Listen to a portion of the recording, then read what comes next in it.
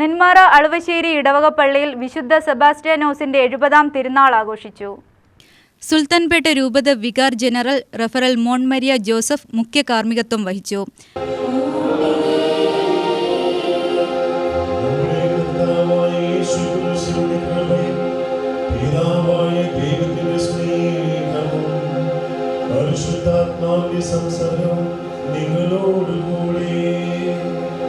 തിരുനാൾ committee convener Joseph കോന്നത്ത് വികാരി ജനറലിനെ സ്വീകരിച്ചു. Father Vipindas വരമ്പൽ വചനം പ്രഘോഷിച്ചു. സെബാസ്റ്റ്യാനോസിന്റെ പാഠപീഠകൾ നമ്മളിൽ നിന്ന് ഒരു അനുഗ്രഹമെന്നോണം നമ്മൾ വണങ്ങുമ്പോൾ അതിന്റെ പിന്നിലുള്ള കഥയും അത് തന്നെയാണ്. അതൊരു സ്നേഹബലിയായിരുന്നു. ആരൊക്കെ വേദന അനുഭവിച്ചോ, ആർക്കൊക്കെ അമ്പ കൊണ്ട് മുറിവേറ്റു എന്നതിനും അപ്പുറം ആ മുറിവേറ്റത് ഏത് രീതിയിൽ അവർ സ്വീകരിച്ചു എന്നതാണ് പ്രാധാന്യം.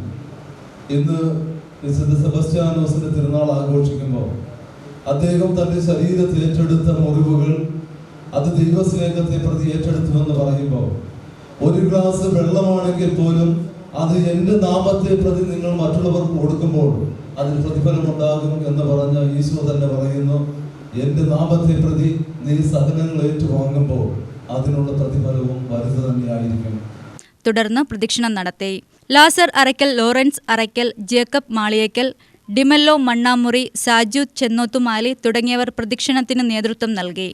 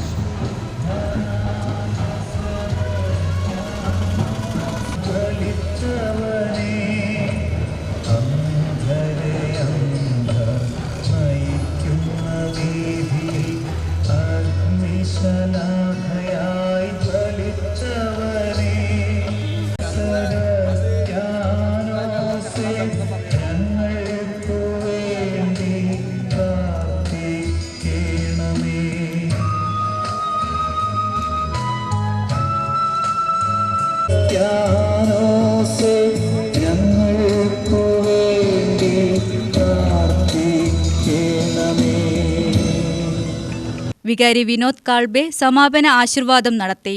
തിങ്കളാഴ്ച ഓർമ്മ ദിനത്തോടെ പെരുന്നാളിന് സമാപനമായി. UTV news, Palakkad.